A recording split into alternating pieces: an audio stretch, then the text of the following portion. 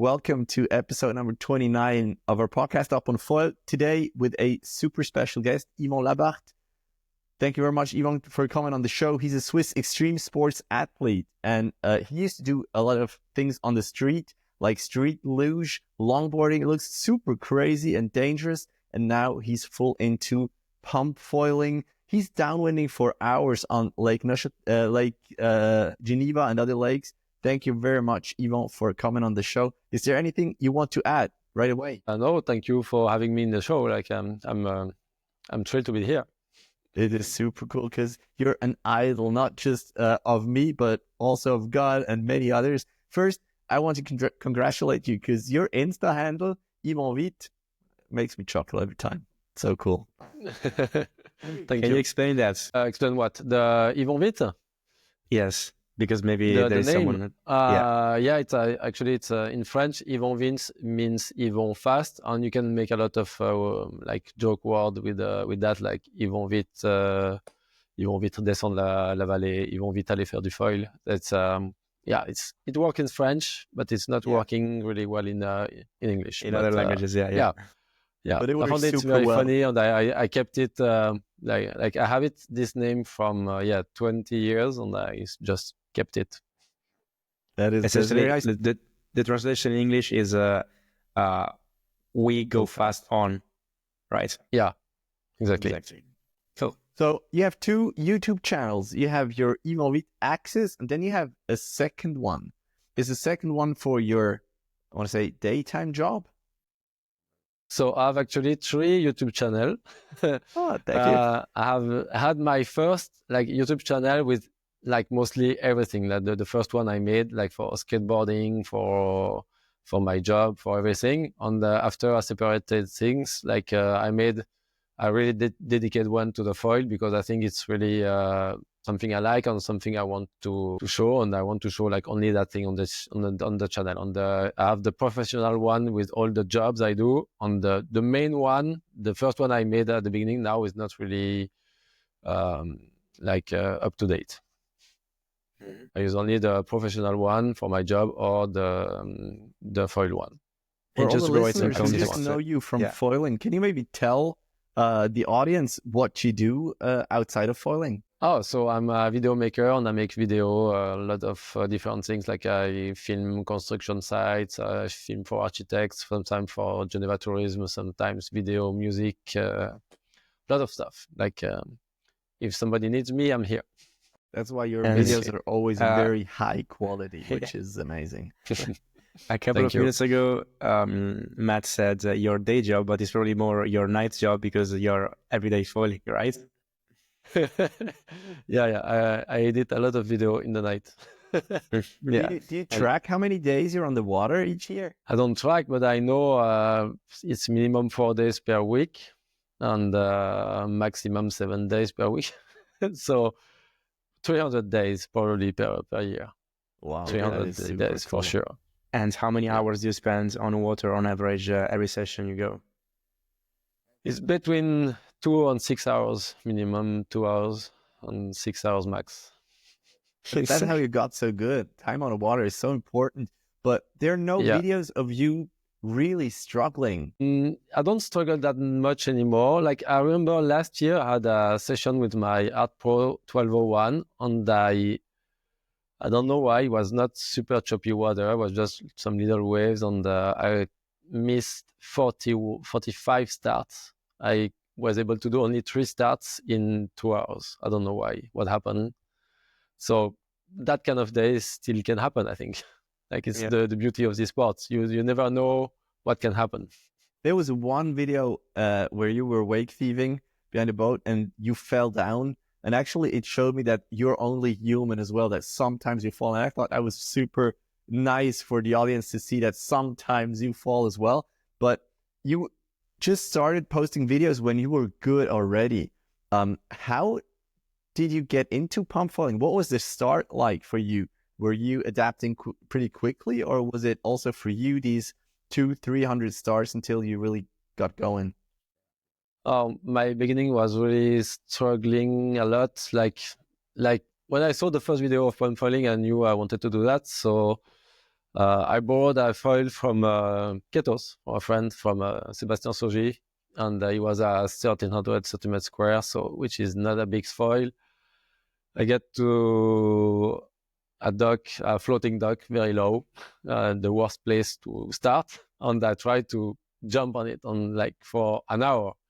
And it's a place like they run foil actually at that place at the moment, and they open at noon. I was there at 11. They open at noon, and the guys saw me and say, "I can you can I can rent you a foil, like it will work better." I say, "Okay, give me the foil," and I spent 4 hours trying to jump on his foil, and it was much better. I could pump maybe 5-10 times the first day, and so I was renting for a month there.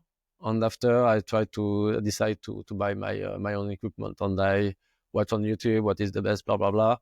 I found the wake thief video where I test the foils, and I bought an Axis, the 1150. And because after 1 month they were closing, I started in October, and in November they was closing the renting place. So I bought my own equipment, and I started with a very big board, that's 30 liter board, surfboard, and it was way too heavy, but I was managing to pump a little bit. I made my launcher because my board was so heavy. It was super cool to run and jump on my board. But when I get used to that, I had to learn to duck start with my board, and it was struggling again. So that's why it took me 1 year to pump 1 minute. Right, so you're a human being as well. We want to know, what was that first foil that you rented, if you remember the model? Yeah, it was an Indiana, the 1100p. Yeah, and the classic, yeah, it was the huge one, and it's good because you can directly feel something, which I didn't feel anything with the other foil from Ketos because it was way too small. Yeah. And did you have a background into, besides skating? I remember that when we had that interview, or almost a year ago, I think, you said that you had experience with kite foiling. Am I right? Yeah, yes, you're right. I started kite foiling in 1998. I kite foiled for 5-6 years. I stopped it, and I start again 2015 for, I don't know, 1-2 years without foil, and after I foiled 3 years, and after that I start pump foiling, and I stopped completely kite foiling. I was really fed up to wait for the wind, struggled with the lines on the kite, and now it's so much better. I go to the lake, I know I can do something. Don't wait for the wind, for the waves, it will work anyway. Would it be an option for you to bring a Parawing with you, in a back pocket? I tried already the Parawing with my in my duck start board, and it was only 12 knots, so it was not enough wind to understand if it's good or not. But for me, it will be maybe an option to start Parawinging with a big board, but not paddling for sure, because it's too much struggling to learn paddling. Yeah, I saw the video you posted when you went downwinding with some guys on the SUP, and you had lunch already when they arrived, something like that. Yeah, exactly. Yeah, it was quite a fun day. Yeah. We're probably gonna reference a few of your videos throughout the episode. So if people are watching, you can maybe see that in B-roll. Just another question about your videos. One of the last ones probably that you posted, the slow motion one. Yeah. When you do a video like that, how long do you plan that for? Or is it just I could do this, and then you do it? Or do you plan your videos? No, it was not planned at all. I just had my GoPro with me, and the lake was super flat and mirrory and really clear water. And I say, okay, I just put the GoPro there, I make one run, I do one trick, one thing. And I think I get very lucky in that session to get all of that good footage in 1 hour, actually. And after I edit it, I watch it because I just record, I press, I do my trick, and I see after when I go home if it's good. And I had so much good thoughts, I say, okay, I can make a video with that. But the plan was to do maybe 2 or 3 days with that one. But yeah, it came in just 1 hour. I had enough shots to make one video. So I said, okay, I will post it and see what happened. And do you always go with a camera in your sessions, or sometimes you just say, I just want to enjoy it? Like most of time now, I just enjoy it. I'd always have a camera with me if I'm motivated, but now I try to enjoy my session. And if I see something I can do different, or if something different happened, I always have a camera with me just in case. A GoPro at least to film what I do. Yeah. You're a pro at this, really. Is there anything, like, if someone listening who went into pump foiling or foiling in general, is there any tips you can give on how to record? Any settings maybe, or angles that work better or less good? The main thing is the longer the pole is, the better it is, but the harder it is to ride. So you have to be good at riding and good at like holding your pole like steady. Is the main thing. And if you have a drone, like I will post a video like this week probably. I made an automatic follow, blah blah blah, and it's not working. It's almost never working. So yeah, on it the worked water a little especially. bit. Yeah, but yeah, if you have a friend, it's the best way to film you.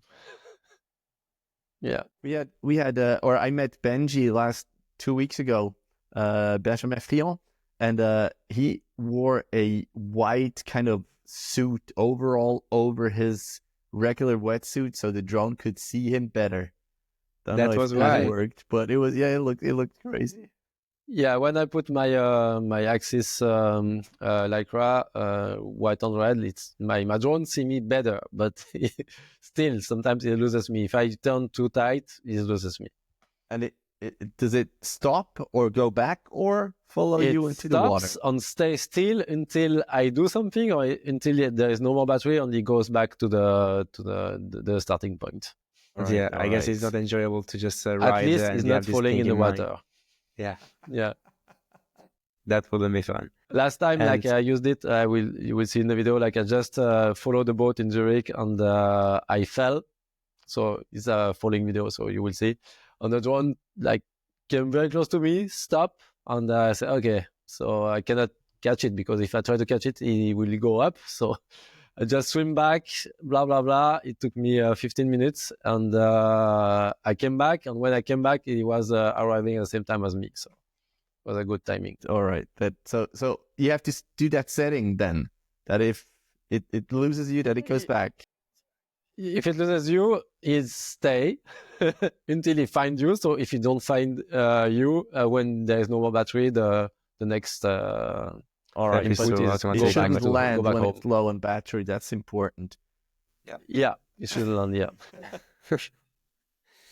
Anyways, I was talking about Benjamin, about Benji, and you had the video, or he had the video. No, you had the video when you went when you tried that scooter. The scooter, yeah. How much did it took you to try that scooter? Was that, okay, it's fun, I'm going to try it? Or you think, well, that looks kind of weird, but I'm going to do it anyway. How is that for you? Yeah, I just like look weird and I just tried, jump on it. And after 10 tries, I was able to pump it.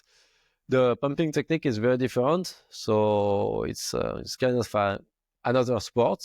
I will not do that sport, but I think for people who are scared to fall on their foil, you will never fall on the foil because you have the handle. So you fall with your foil. So for people who are scared, I think it's a good way to start. Or if you are a scooter guy, you can scooter on the water, so it's cool.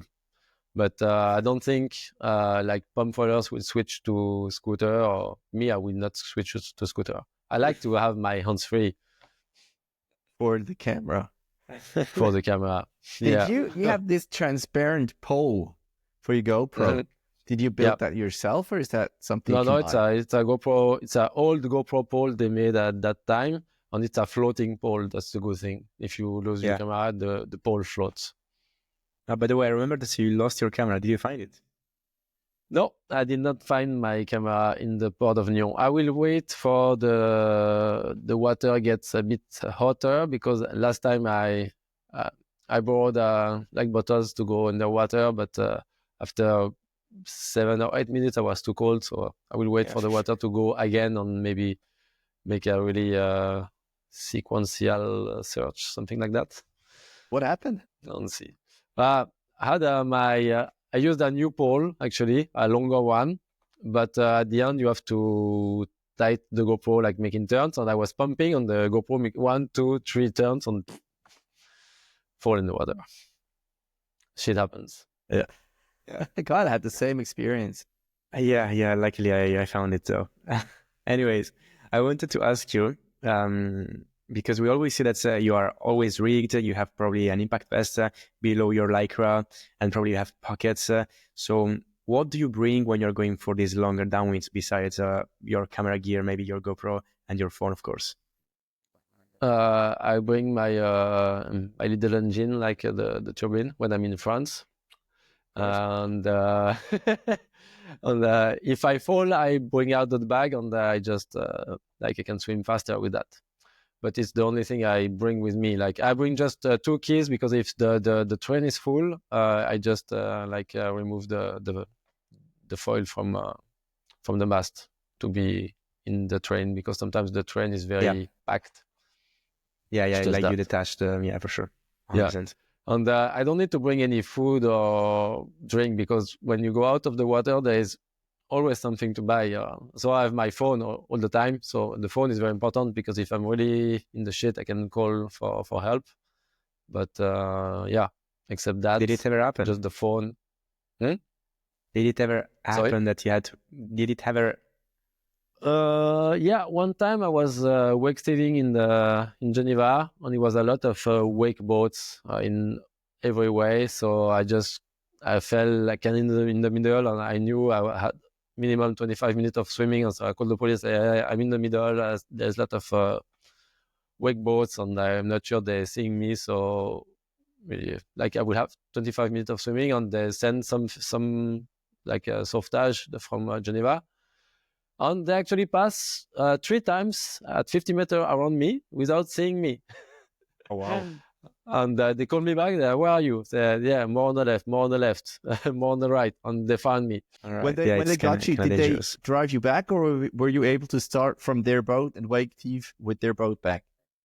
No, they just they bring me back, but I will like they did what I asked them. Actually, I asked them just to bring me back to the shore.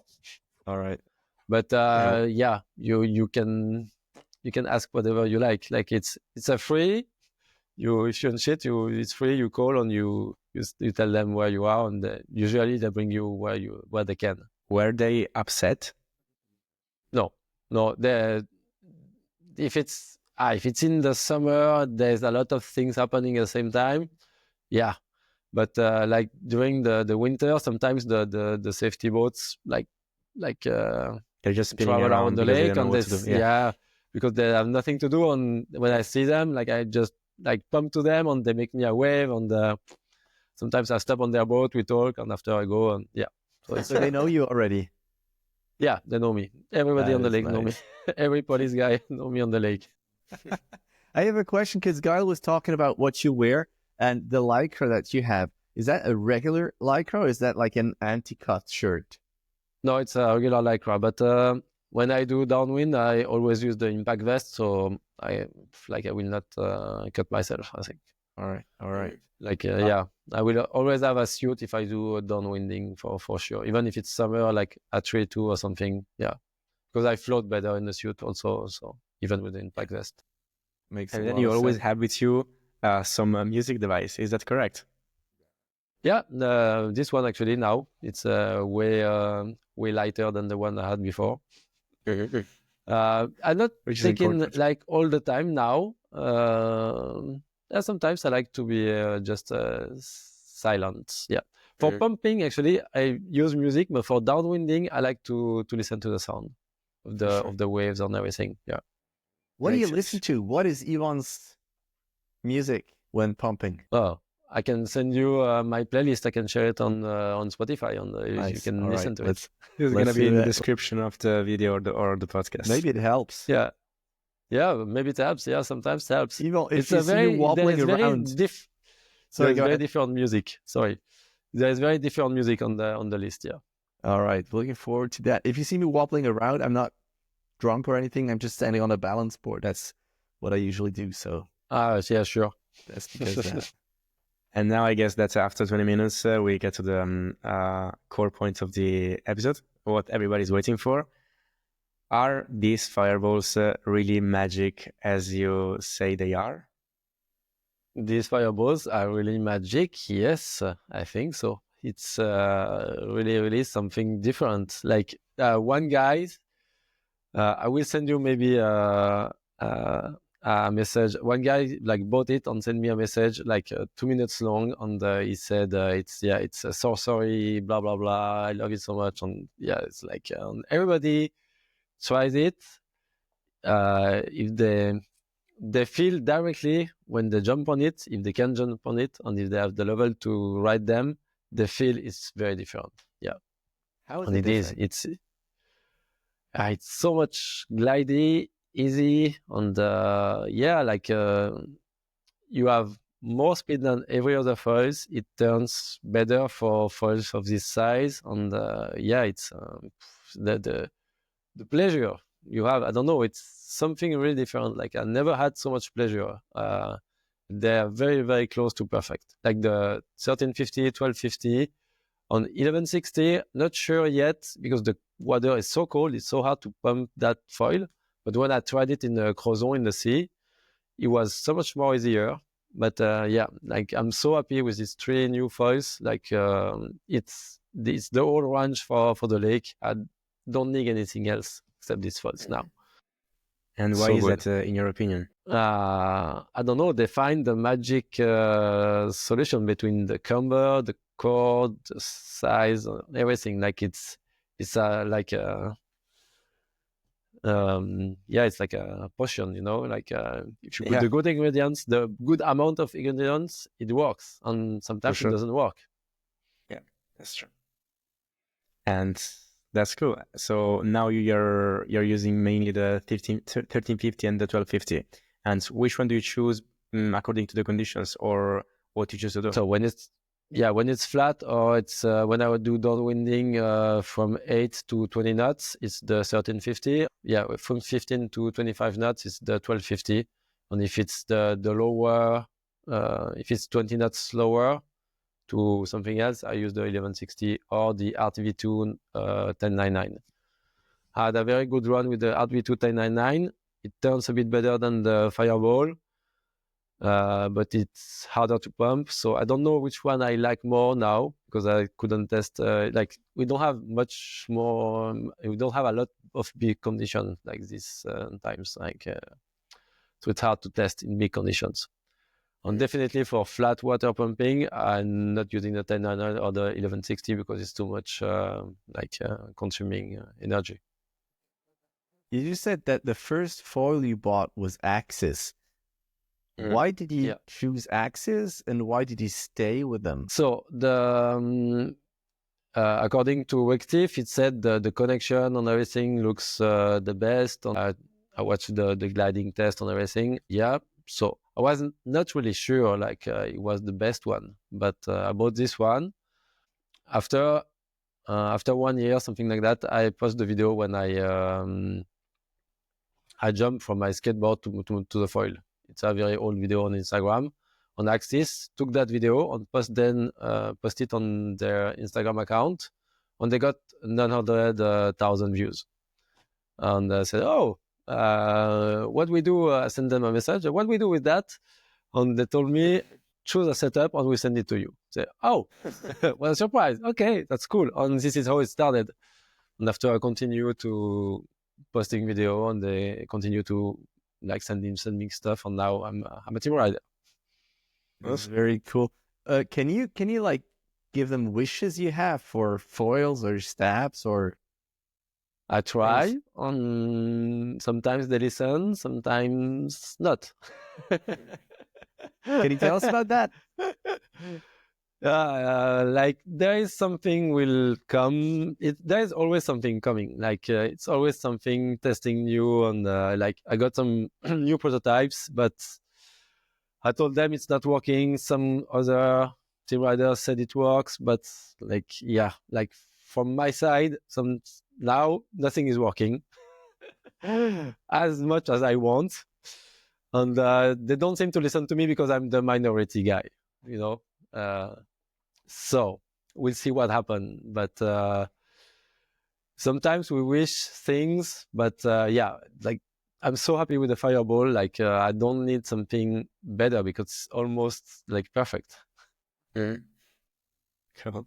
And what are you usually pairing the Fireballs with? With the smallest skinny, and now everything changed because I had a lot of session Stabless, and everything changed in my mind. Like before, I was thinking if the fuse is longer during the winter, you have more, it's less harder to pump and blah, blah, blah. But now everything changed since I pump Stabless. It's less energy consuming if the stab is shorter and if you have no stab. Like it's more room for error Stabless, of course, but I can feel the glide is better, the speed is better, so everything is better. So the smallest fuse you can have with the smaller stab you can have, this is the best for pumping long time on flat water.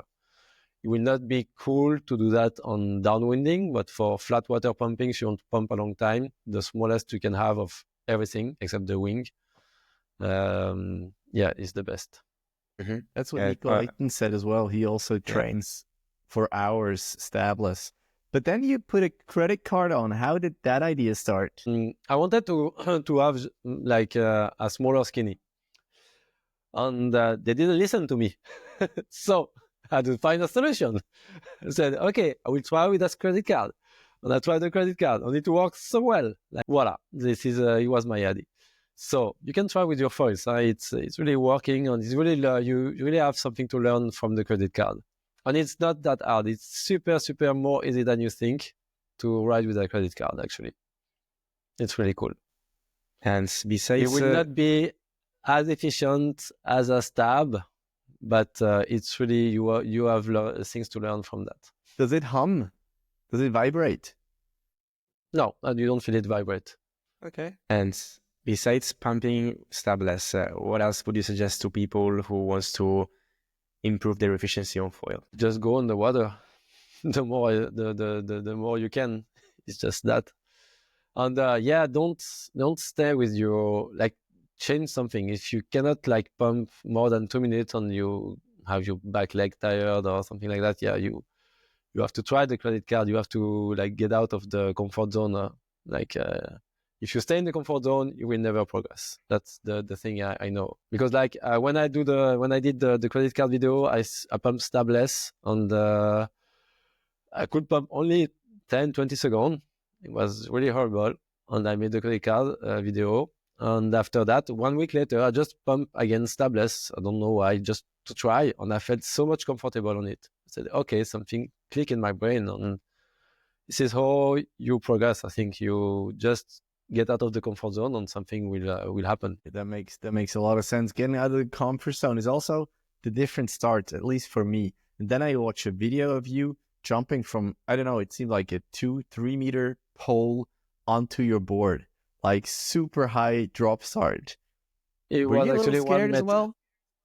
No, I'm not scared. Like if I fall in the water, you just fall from higher. It's just that. Well, what yes, can happen? But your skinny stab is like a dagger. It's really yeah. But you cannot cut yourself except if you don't have enough deep water, huh, Gael? If you have deep enough water, you cannot stab yourself because the foil will just go. Yeah, it's okay. Don't do that on like shallow water.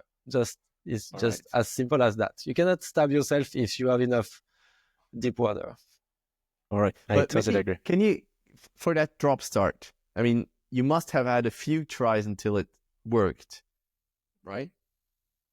Yeah, it doesn't work the first time because you have to like on every height change the pace of when you throw the board and you jump. Like the timing is different because the board is not where you think it will be.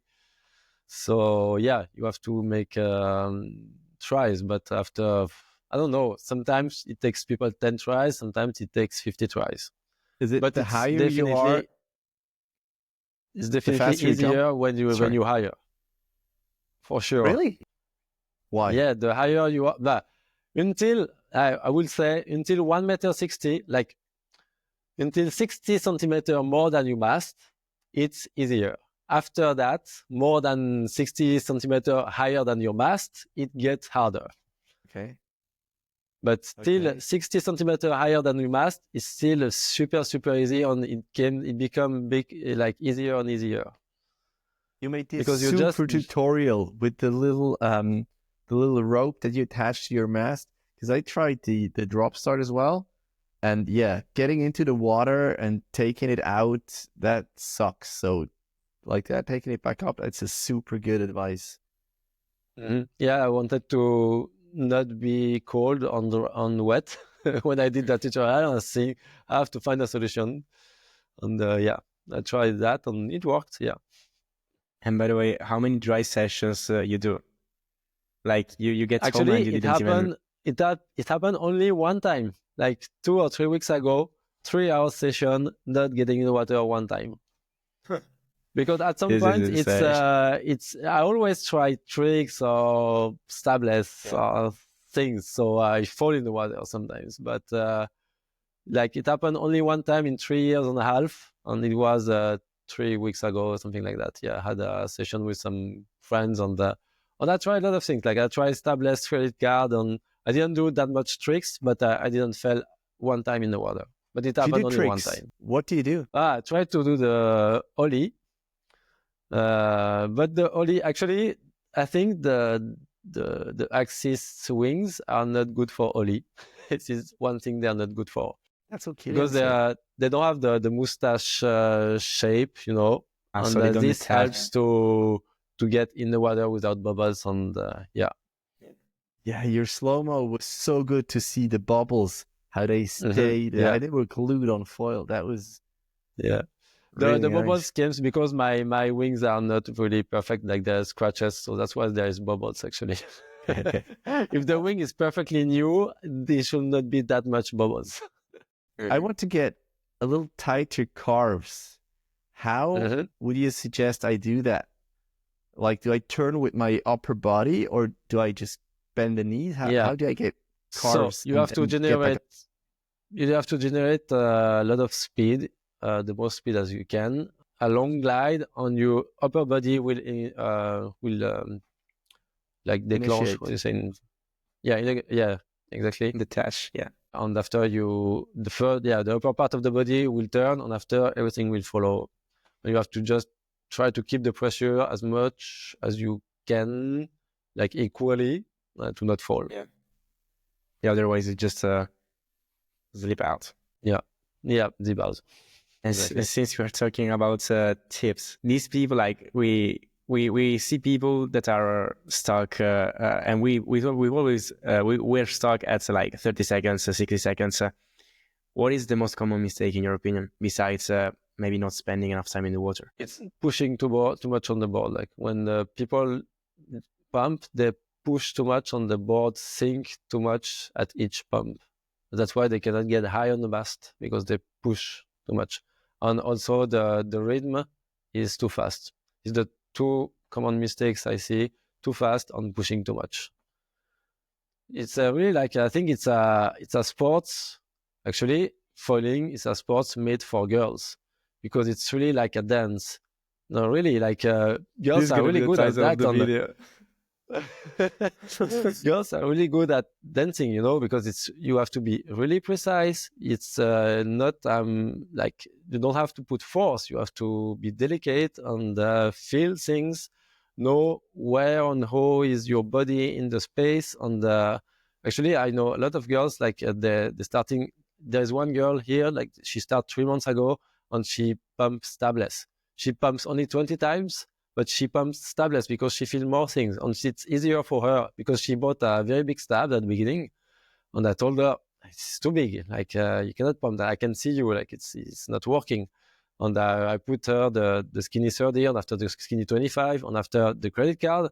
And after she asked me, can I remove the credit card? Of course you can remove the credit card. And she pumped Stabless with the PNG 1300, and she's 50 kilo, and she was pumping 20 times better than with the big stab. Because it's she feels more things. And I think girls will be very good if there is more girls in this sport, because it's really made, it's about feelings. It's not about force or like we usually do with the men, like the bulls. But funny enough, most of people who pump are men or boys. Yeah, I know. It sucks. It sucks because it's really a sports made. It's one of these sports like female can be better than men for sure. I'm sure of that. Like we can see Sarah in Zurich, she pumps longer than me, and she's very good, I think. Yeah. I want to get more tips as well, if you don't mind, Yvon, because you're kind of like the godfather of wake thieving, or at least the big boats. And I'm trying to get into that for half a year, maybe. But one of the problems is that I can only get like 2 boats a session. Now just 1, and I'm not sure where to go. First, I went for the waves that came from the front of the boat, but then didn't feel right. But finding that correct wave and then not losing too much height and not getting stuck behind a wave, for me, that's super difficult. Do you have any tips for me? Yeah, like for me, like it was the same. Like I had 2 or 3 boats per day, so it took me 250 boats, so almost 2 years to really understand how to take boat waves. And the first thing is the boat is always different, because sometimes the boat is empty, sometimes the pilot doesn't accelerate as much as these do at the same time. So yeah, but the best thing to do is to follow a wave, because if you follow a wave, it means you're on a wave. If you have no waves in the front of you, you maybe not on a wave, or you're not on the good wave for sure, if there is nothing in front of you. So you should always have a wave. And so you kind of pass the first one and then follow that. Yeah, at least past one, I would say 2 or 3 waves, because after you can come back on the waves. There's waves in the front of you, because if you turn before, you don't see where the wave behind you, and you cannot slow down. Yeah, because if you slow down, you fall. Yeah. So past 1, 2, 3 waves on turn, there will be always a wave in the front of you, always. Even if it's even if you're slower, you go more on the right, and you will catch a wave again. Okay. Because I was always going for the first one, and then not sure. Am I on it? No. Yes. Maybe. Yeah. No. No. You're not. Okay. You're not. I can tell you, if there is no wave in the front of you, you're not. That is great advice. Wow. Okay. And then, of course, I guess you need to stay as high as possible on the mast, right? So to be efficient, to really be in the sweet spot. It's not as high. It depends of the wing you have. If it's a very slow wing, you have to be high because you want to accelerate. But if you're too high, of course you will go out of the water. So it really depends on your wing. If you have a big wing or a fast wing, if you can stay at the middle of the mast, is the safest place to stay, because sometimes the waves also evolve, because it's a boat, and usually you take the boat at the beginning of the start, and it accelerates, and the waves gets bigger and stronger. And so at the beginning, when you're on the wave, you will see, Matt, you will get pushed out because because you think the wave will stay like that, but it doesn't stay. Like it gets stronger and it will push you on. Yeah. So should I go with my 85 centimeter mast at the beginning? First? You should be high, and when the boat accelerates, you should be lower. Should I take my 85 centimeter mast to just have a little more time? The longer the mast, if you can pump it, the better. All right, good. Yeah. And how is pumping real waves different? Because I went for a session today, and we had a pretty powerful waves, messy waves, because it was super, super windy. And my problem, I think, is that I get speed, and then I don't really know what to do with that speed. I mean, you need to be able to understand where you are on the wave, so that you can carve on it without going too fast or too slow, because otherwise you lose it.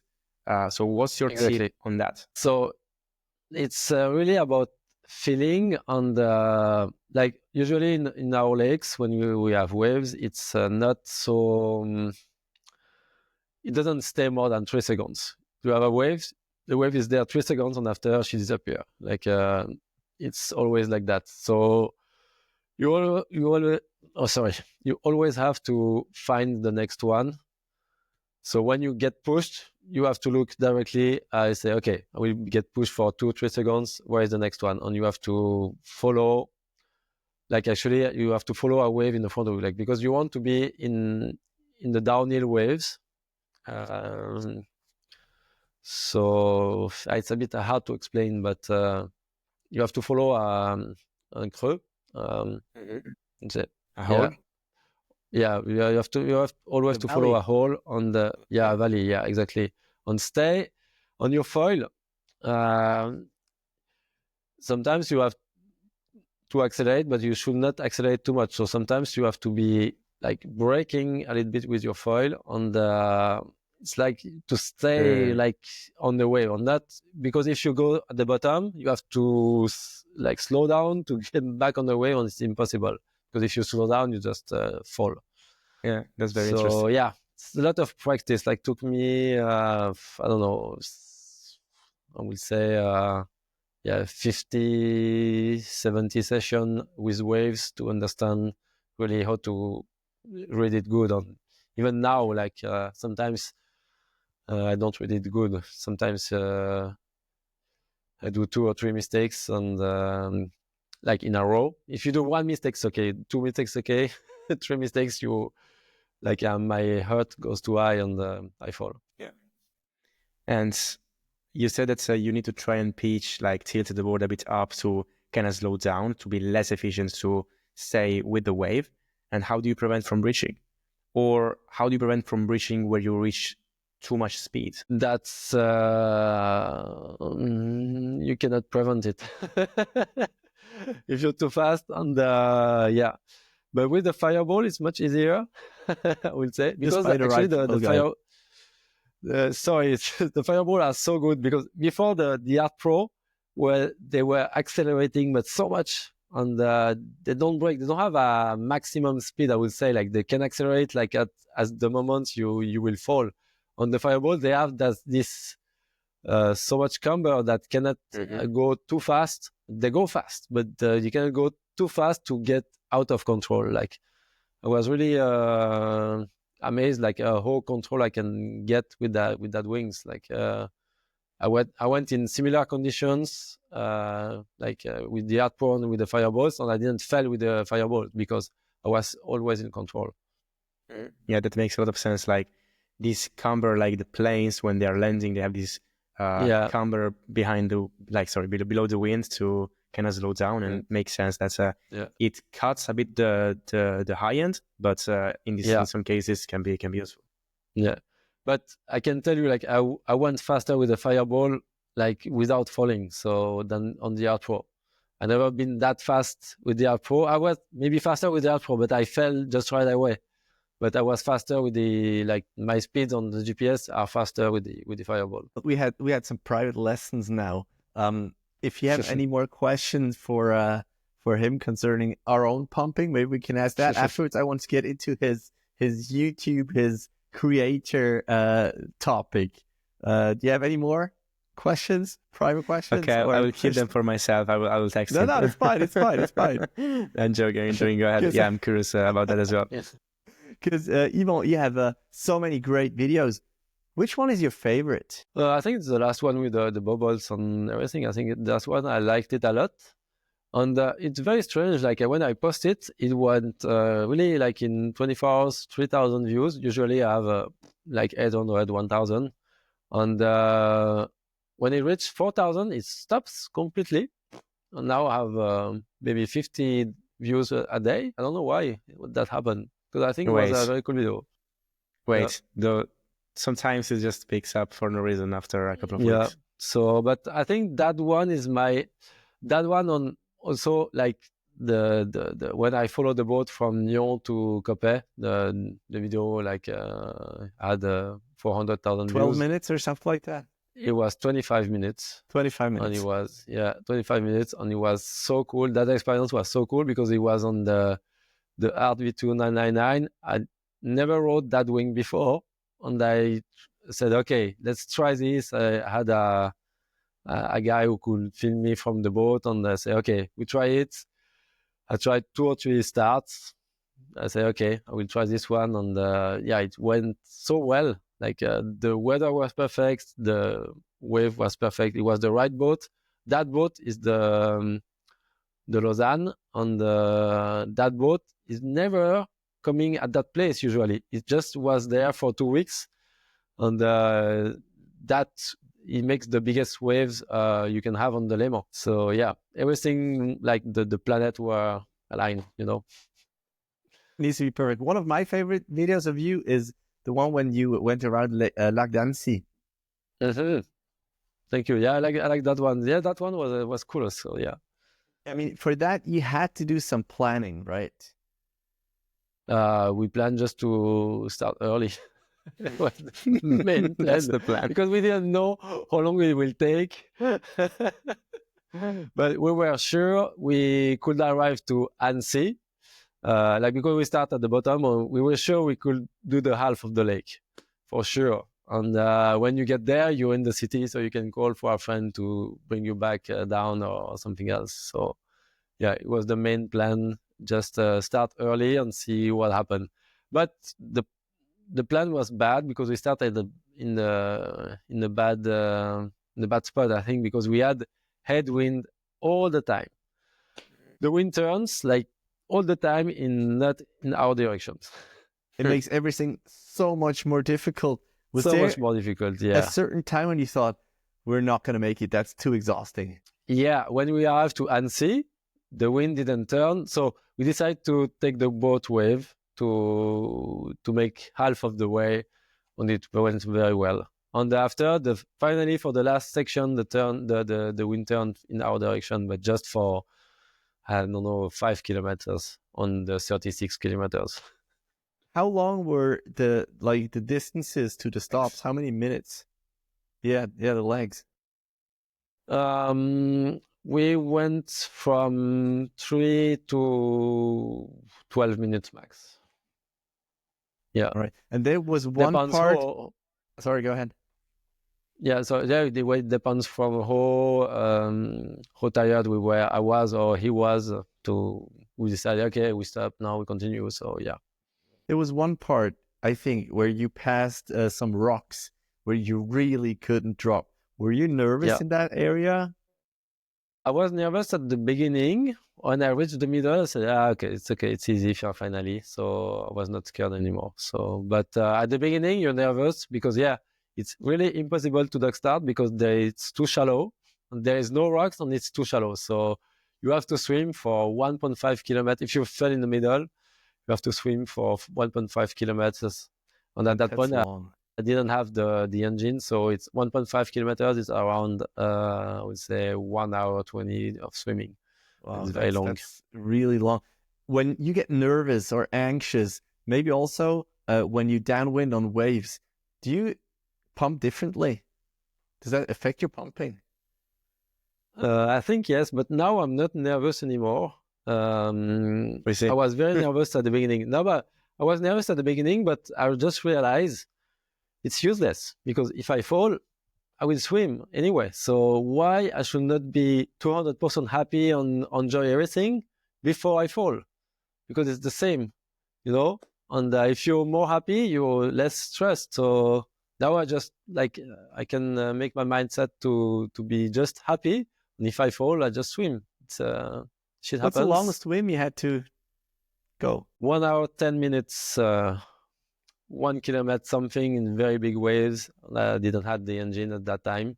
Yeah, that's long. In 8-degree or 10-degree weather with a 5-hour suit. But you're never cold, are you? Or did you start to get cold when after I that swam? When I swam that, I was cold, but I knew that I had friends and they were looking to my position and everything. So, yeah, I was a bit cold at the end. Usually when you fall, it's because you make mistakes, so you're very hot. So the first 30 minutes, you're hot, and after you starting to get a bit cold. But the first 30 minutes, you're hot, no problem. It's because you make a lot of mistakes, or yeah. And then there is that video that you posted a couple of weeks ago where you show your backstory, and I was impressed. Like, I knew that you were into skateboarding, but the things you did were absolutely insane, like crazy stuff. Were you never like scared, because like the things that you did, like that is behind the corner? I was scared sometimes, but I never scared before I start downhill. But if like on some action, yes, sometimes you're scared, of course. But I was never scared of dying or having a bad accident or something like. No, I was just happy to do that. Have you ever injured yourself? Yeah, I broke my clavicle 2 times. This one, I don't remember. One time the other one. One foot when kite surfing. What I broke, I think I broke my hip or my femur, but it was not me. Like somebody straight lugging, and he like crashed on me. All right. When you posted that video in one of the groups, you said, "I'm not sure if anyone's interested." I was super interested. I thought it was super cool that you shared that past activity that you had. How were the other reaction from other people? Yeah, it was a lot of good reaction from everybody. Yeah, but all that sport, I can tell you, didn't help for the pump foiling. I can tell you. Really? There is nothing like. I think surfing will help for pump foiling, but except that, even kite foiling is so different because you have you always like pulled by something. I really struggled at the beginning with pump foiling. Yeah. But I think that those sports you were doing really helped with focus, don't they? Yeah, for sure. Like it needed a lot of quick adaptation. Maybe it's now like I know I can adapt, and I know I can change. I know I can I can get out of the comfort zone, and I will learn something all the time. Yeah. Another great video I thought was the one, I'm not sure how it's pronounced, in Spain, where you went to do the wave. Is it Sarao? Yeah, you're not supposed to pronounce the T, so it's Zarauz. Zarauz, okay. Zarauz, yeah. The bref part, the start was super cool. Then getting into these waves, and they look quite scary, I think. And there again, you're there with daggers, never scared, never anything happened. I was with the pump foil, and the one guy told me there is wave, there is no wave, so I was able to go out when it was very big waves. And when it's not big waves, no, I'm not scared at all. It's because there is no rocks, there is just a big beach, so you can get out pretty easily. And when it's very big waves, like I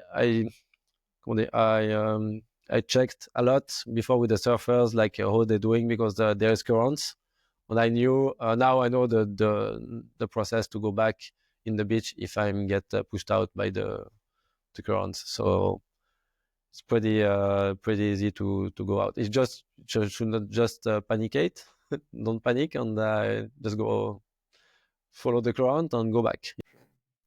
Your first pump foil video is like 2 years ago. You have 80 videos on your YouTube.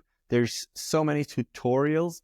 Do you earn any money? I saw that you have a buy me a coffee where people can buy you coffee. Today. Yeah, like the coffee I got since I put in the coffee, I think I got I don't know, maybe 20-25 coffee, not a lot. YouTube, I earn money. It's around 80 Swiss francs per month, between 50 and 80 depends. Yeah. Okay.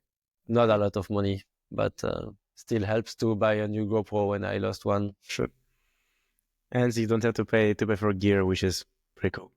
Yeah, it's very cool to not pay the gear from Axis. Yeah.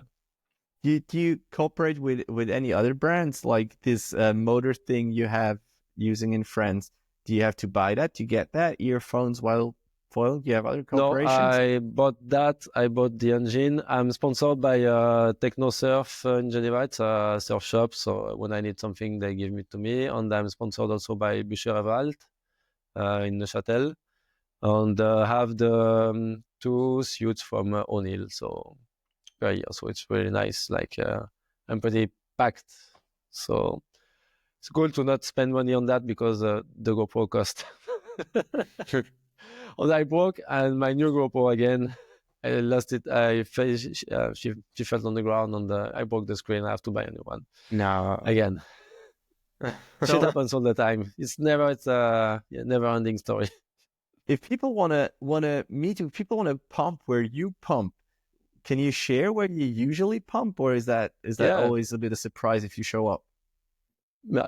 Usually I pump at Versoix, so usually you can write to me, and if like you are around, you tell me, and I tell you when I go, and you can join me. There's no problem. If it's a windy day and I will go to some downwind, and if you don't do downwind, I will not stay with you. Just that. But if it's a flat day, I will come on flat pumping with anybody. Yeah, it's cool. It's cool to meet people. You really I like it. Give inspiration. I tried the paddle thing. I'm struggling. So I'm really thinking about doing downwinders with the pump foot as well, but I'm not sure. I mean, when you started, the learning process is so easier. Like just downwind, like 300 meters, 500, and more and more and more. And it's so much easier than paddling on your waves. And when you finish paddling, you're out of breath, and you check for the wave. You don't find the wave, and you have to paddle again. What the fuck? And then you have a huge board where you don't have a huge board, pass. and it's not the same. It's not like with my small board. I have 200% of pleasure, and after I fall, but it's 200% of pleasure. It's not 50% of pleasure with a big board and everything. But I think you had this construction where you were able to change your pump foil into a trottinette, into a scooter. Where did you get that idea? Are you still using that? I'm not using it anymore, but I should, because sometimes I really fall between two train stations, and it's really long to walk. And the idea came because I was learning downwinding, but on very small spots, like 800 meters or 1 kilometer, and it's very long to walk 1 kilometer. It's almost 15 minutes. With the skate, it's 3 minutes, and you're back. So that's why I came with this idea. You were carrying your skateboard when you were downwinding? It's not a skateboard. It's two pieces of. It's a front truck, back truck with 2 pieces of wood. Make very small. And I had some scratch on the board, and I just scratched the wheels on the board, and I use it like a trottinette, like a scooter. It looks super cool. It looks amazing. Like you use it like the foil board upside down, and use the foil as a handle. Yeah, and I just come back. That's why I remember that there were like straps, like not straps, but on your pads. Yeah, that's right. Yeah. Exactly, yeah. That is so nice. Well, God, I'm actually pretty much through with my questions. Do you have anything else to ask Yvon? No, I think we really squeezed it enough. We squeezed him enough. Yeah, Yvon, is there anything you want to share? Maybe what's next with you? What are your next projects going to be? Oh, I will go to Zarauz again around, I will tell you, in April, between the 10 and 16 April, and I will go to the Pumpful race in Locat, the April 18. 18th of April. I was thinking about going there as well, but not sure if I can. Is it there in Switzerland? It's in Locat. It's in France, 6 hours from Geneva. I'm at Lake Garda. Also not bad, but yeah. And it's in April, is it? Yeah, and there's a prize money. It's the first time, like it's 5,000 euros, something like that. I don't know. It's from the SFT, right? Yeah. Yeah, it's Tom Hartmann. He was on our podcast as well. last episode. So go check that out if you haven't listened. This is to how I learned about the race actually. Look at Cool. that! Very cool, very cool. So we have a listener. Awesome. Yeah. All right. Then all that's left for me is to tell you who's the next guest going to be. And that's going to be Ben Beholtz. He's a vlogger. Oh. He's a kite surfer, but also foils. And one of his crazy videos was when he jumped from, I don't know, what was that, 2.5 meters or even 3 meters drop I style. measured it actually. I think it's 2.20 m, but right. I'm not sure about his height because I measured on YouTube to be It sure. looks pretty high as well. Yeah. But yeah, it looked crazy. He has so many stories to tell. So my next project is to beat that. All right, looking forward to that. Maybe I can look at have a height contest, and they have like the springboards, the 1, the 3, the 5 meter, and see what happens. Yeah, we will break a lot of board, I think. Thank you very much, Yvon, for coming on the show. It's such a pleasure, and I'm looking forward to seeing you again and pumping with you. That will be great. And thank you to all the listeners for staying with us. Bye. Bye. Bye.